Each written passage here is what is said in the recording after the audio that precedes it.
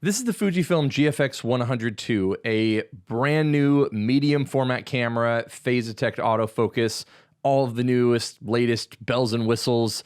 They're basically also treating this thing like a cinema camera, which is ridiculous, but also kind of amazing. But as someone who owns the original GFX50S, as well as just like a regular high resolution mirrorless camera like the Sony a7R5, what really is the use of a camera like this? So today we're gonna jump in, we're gonna skip a lot of the nitty gritty kind of little features and specs and focus a lot more on the usability, who I think this camera is actually for, and whether or not someone like myself as a full-time wedding photographer would make good use of a camera like this. Now this video is not sponsored, but Fujifilm was kind enough to send it out to me for a couple of weeks to use.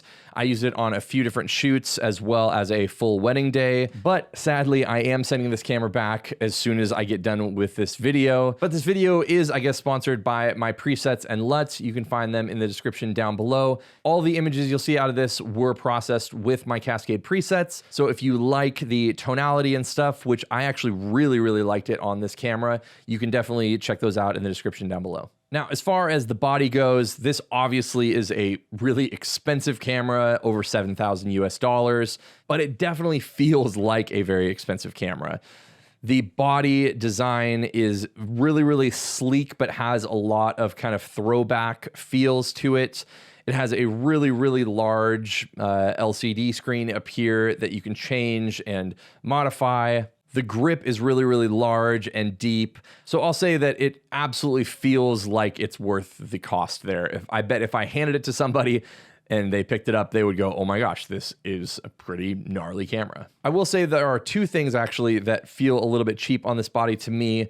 Neither of them are deal breakers, but I did want to mention them. The first of which are just these little flaps here. I could see myself breaking these off if I was really trying to do a lot of things. It's just like a kind of a floppy thing that I feel like is going to deteriorate over time. So not the end of the world, especially if they somehow let you get replacements for that. But one of the things I love the most about this camera is one of the things that also is just a little bit of a disappointment. This flip screen for a photographer, which obviously this is kind of meant for, it's not meant to be a vlogger camera. You're not supposed to be filming yourself with it necessarily. So the articulation of being able to fold this up as well as turn it this way. Personally, I photograph like this a lot when I'm photographing things vertically. So being able to get a low angle like this, it's just one less fold than something like, I guess this thing is amazing. It's another amazing screen from the a7R5. But most of the regular kind of flip screens, if I want to get that low angle, I have to pull this down like this instead of pulling it just one move. I know it's not that big a deal, but it also keeps it closer to the body. So while I do like the idea that yes, it flips out, and if I did need to film myself with a camera like this, I could. This is the preferable screen kind of configuration, I think, for a photography specific or an operator specific camera. I also love it so much because it is the same one that is on the original GFX50S. They have definitely not changed much, including this little side thing here. I will say the only thing, it just feels, it's very kind of plasticky. And as far as build quality goes, it doesn't feel like they've upgraded it much from the original. It's definitely, as far as like the screen itself goes, all that kind of stuff is fantastic. But as far as the actual build of the screen goes, it just still feels a little bit cheap, a little bit like I could break it. And for a $7,000+ camera, I would kind of wish it felt a little bit more robust, but c'est la vie. Now, while I have this camera out, I guess we can kind of compare them both. Obviously, this is my personal GFX50S with my manual focus Minnicon 65 1.4. I've done a lot of other videos on the channel that feature this setup with either this lens and this camera or with the 50S2. Now, I will say that this absolutely feels like a massive upgrade in terms of just feel. If I handed you these two cameras, you would definitely say, oh, this came out in probably, I don't know, 2017 or whatever it came out, and this definitely came out this year. You can just feel the streamlined just look and everything about it. But I will say that the GFX50S, I think, still has a place in a lot of kind of like portrait and wedding photographers' bags in 2023. Now, as far as the rest of the experience goes, I'm not sure exactly what the resolution is on this screen here on the back, but it's definitely good enough for what I had been doing for sure. I didn't feel like I had any issues with it whatsoever. Now, other than the feel, and we'll talk about autofocus and stuff like that as well, but by far the biggest user experience thing on this is the viewfinder. So not only is this viewfinder a super high resolution, like 9 million dot viewfinder, kind of like the A7R5, but it is enormous. So it's not only a high resolution viewfinder, but the magnification of it is what I would expect out of a more medium format kind of a camera. Now, obviously, I can't really show that necessarily on this video, but you're just gonna have to take my word for it. When I put my eye up to this thing, it is the full thing with glasses on. Obviously, it's a little bit different, but I mean, it is just an enormous, enormous image. For a 35 millimeter kind of sensor, this and the Leica SL2 system are definitely my favorite here. This is definitely also a really large viewfinder, but there's just something about the viewfinder on the new 100 II that is like legitimately incredible. And especially if you're going to be adapting lenses or using manual focus lenses, that's where like the huge difference is.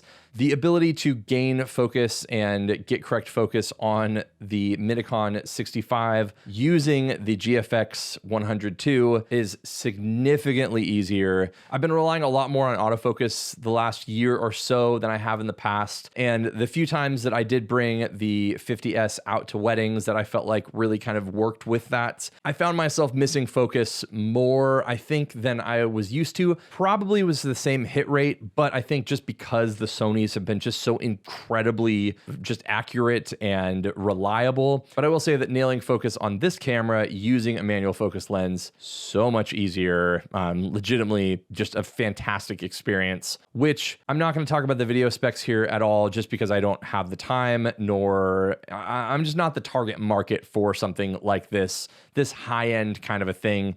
I like it, but again, we're just not going to talk about it.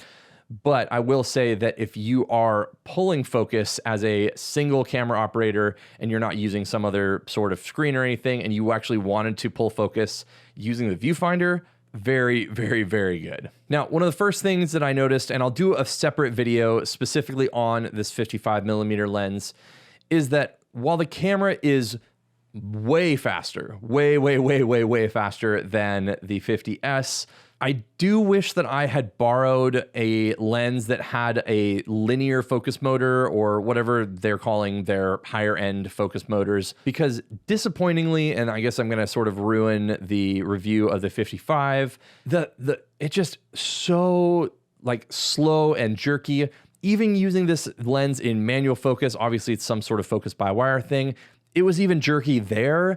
So I really wish that I had borrowed another lens for the GFX so that I could have gotten a better idea of how well it focused. But that being said, for me at least, I love the resolution of cameras like this, but it's the sensor size, the color depth, the dynamic range, and just the ability to use fast primes like this 55 millimeter or their 80 millimeter or their 110 f2. Those are the lenses that really intrigue me as like a person that does weddings and events and stuff like that, because it gives you such a different look from something like a 35 millimeter sensor.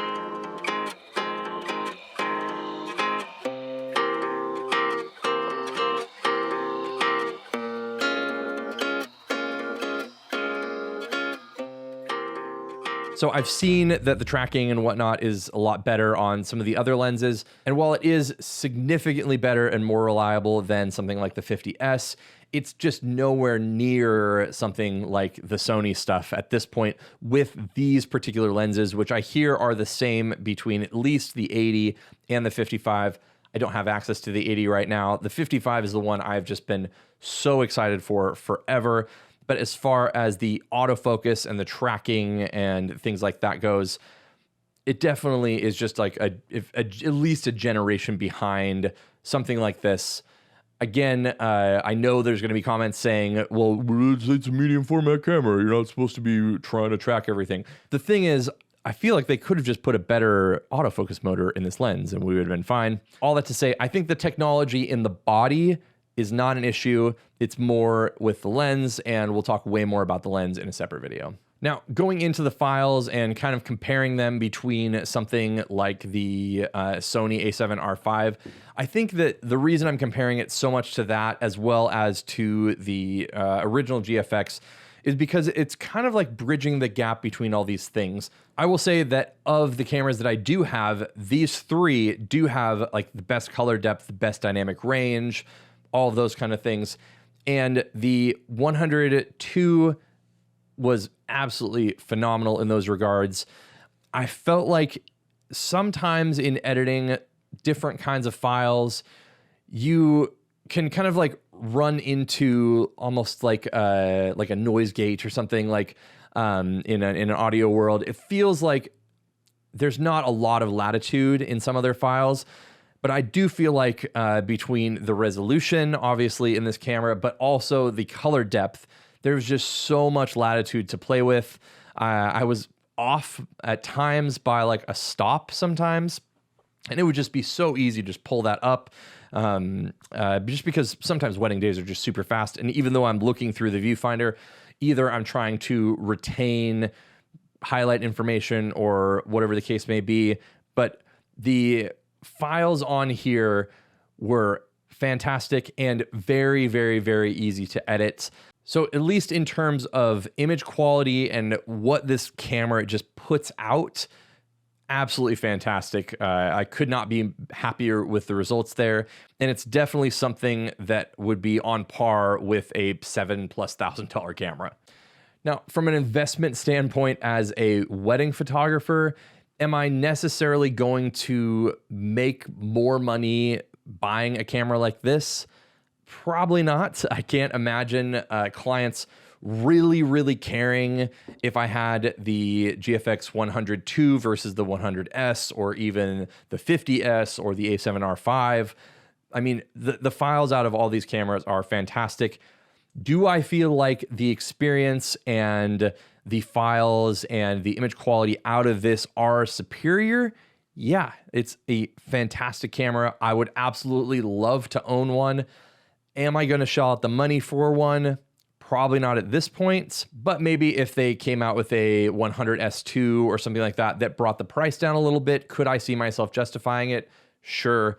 Especially with the lens, while it's not fantastic for a lot of moving subjects and things like that, for what I normally use this for, it is fantastic. And again, if you want to see the video on this, definitely subscribe because it will be coming soon. And I do think that this camera can help provide you with a few images that are going to be giving you that wow factor, that more filmic kind of look with the extra color depth and the dynamic range.